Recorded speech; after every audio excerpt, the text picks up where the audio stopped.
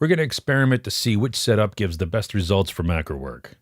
I'm trying different focal lengths on zooms and primes, diopter filters, and macro tubes. We'll be mixing and trying the different methods in combination. I'm not going to reverse lens because I think it's stupid. It's counterintuitive to think teleconverters would have any use in macro, but I have a couple, so we'll try it anyways. For those who don't know, teleconverters stretch the focal length of your lens, converting it into a telephoto, hence teleconverter. But at the cost of lower light, so you need a wider aperture, which gives a shallower depth of field, which is the bane of macro. We'll also be trying diopter filters, which are just magnifying lenses that you screw onto the front of your lens, allowing it to focus closer. And of course, we'll be trying macro tubes, which move the lens further from the sensor, allowing it to focus closer the further the lens is from the sensor. A big limitation with tubes on most lenses, even on manual ones, is that there's no aperture control and the lens usually defaults to wide open, which gives a narrow depth of field. The assortment of lenses we're trying have different filter diameters and mounts, so we can't try all the methods on all the lenses. For every shot, I have the lens focused in as close as possible and then move the camera until the image is more or less in focus. In no particular order, let's start off with the Sony E-mount 16mm to 50mm kit lens. It's electronically controlled and the focus zoom ring is sloppy crap. 6x diopter at 16mm focal length, wide open at 5.6. Really? This is wide open at 5.6? Gives an image with pretty deep depth of field. Really? It's wide open at 5.6? 6x diopter at 50mm and a depth of field gets pretty small, but the image is magnified okay. This lens doesn't fit the teleconverters of the tubes, so we are not doing those. Next lens is the Magnicon 80-200 f4.5. It has a fake macro setting of 1:4. It has manual aperture control in normal use, but not with the tubes on.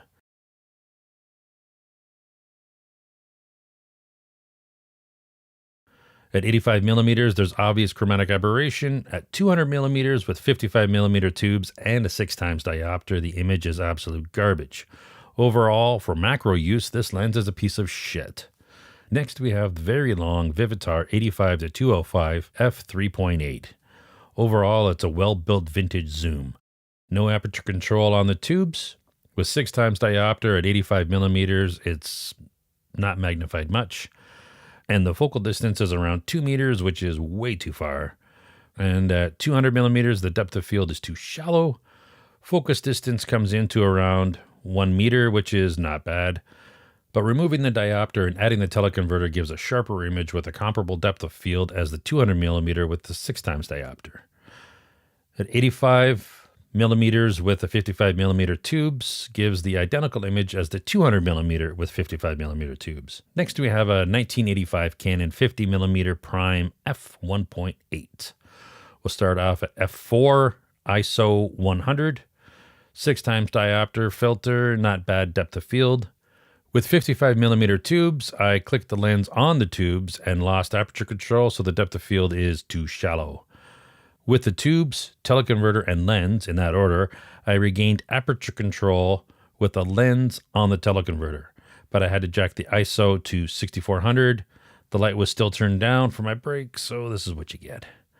Next, I changed the order to teleconverter, tubes, and then lens, and we get a much greater magnification.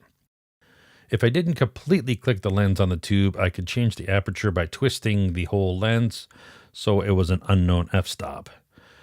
If I completed the connection, the aperture would lock wide open.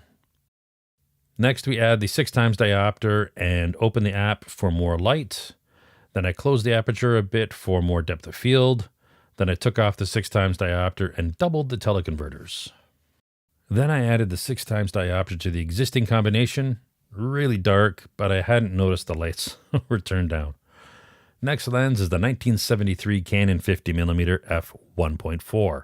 A bigger aperture isn't going to help macro, as depth of field is an issue, but this lens is brighter than the other 50mm, even at the same aperture.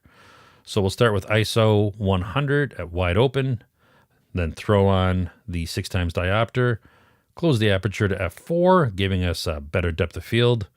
Next, we add the 55mm worth of tubes and close the aperture down to f11, ISO still at 100. With this lens, we have full control of the aperture while on tubes. Focal distance is pretty close at around 3 centimeters. We add 6 times diopter to the mix. Next, we turn up the ISO to 640 and have teleconverter, 55 millimeter worth of tubes, and the lens. Then we double the teleconverters. Lastly, for this lens, we add a 6 times diopter. The next lens is a 1985 Canon 28 millimeter f2.8, so much wider. Starting off at f4, ISO 100, we add a 6 times diopter. Focal distance is too close to the lens, so I could only put on 20 millimeters worth of tubes. Added the 6 times diopter with the tubes, and the lens was almost touching, throwing the kitchen sink in. Focal distance is too close, and depth of field is too shallow. Next lens is the 1966 Solagor 135 f2.8. Jumping right to 55 millimeter tubes at f5.6, the image is dark, but okay depth of field. Adding 2 teleconverters gives pretty good magnification, and depth of field is still okay at only around f5.6. Adding the diopter and the image becomes fuzzy with chromatic garbage. Sticking with the Solagor brand, we jump to the 35 to 70 millimeter f2.5/3.5, which has a fake macro of 1 to 2.7. Trying the lens macro setting at 35 millimeters is nothing special. On 55 millimeter tubes, we lose aperture control, and it feels weird as zoom now only changes the focal distance. With the macro ring at 1 to 2.7 and 55 millimeter tubes on, with focal lengths between 35 to 50 millimeters are too close, the lens is touching the Lego. So we have to zoom out the focal length to 55 millimeters, which allows for a focal distance where the lens doesn't touch. If we back the zoom out to 70 millimeters with the tubes on and the macro ring still set to 1 to 2.7, and we add the 6 times diopter, we get a dark, crappy image. Now, if we take off the diopter and add 2 teleconverters and open the aperture, we get a closer, brighter shot. Now put the diopter back on with the aperture still open, and it's crap. Next lens is the Magnicon Zoom 70 to 210 f3.5. Starting off with 55 millimeter tubes at 70 millimeters at f8, we get a surprisingly bright, sharp, magnified image. With this lens, we have full control of the aperture while on tubes, changing the focal length to 100 millimeters, and we lose magnification. So backing the focal length to 70 millimeters and adding 2 teleconverters gives us a nice, bright, zoomed-in shot with okay depth of field. Adding the 6 times diopter to the mix gives better magnification, but really kills the light for some reason. You begin to forget how small this subject really is. In conclusion, for the lenses I tested, my top 2 options are the Magnicon at 70 millimeters and the old Canon 50 millimeters.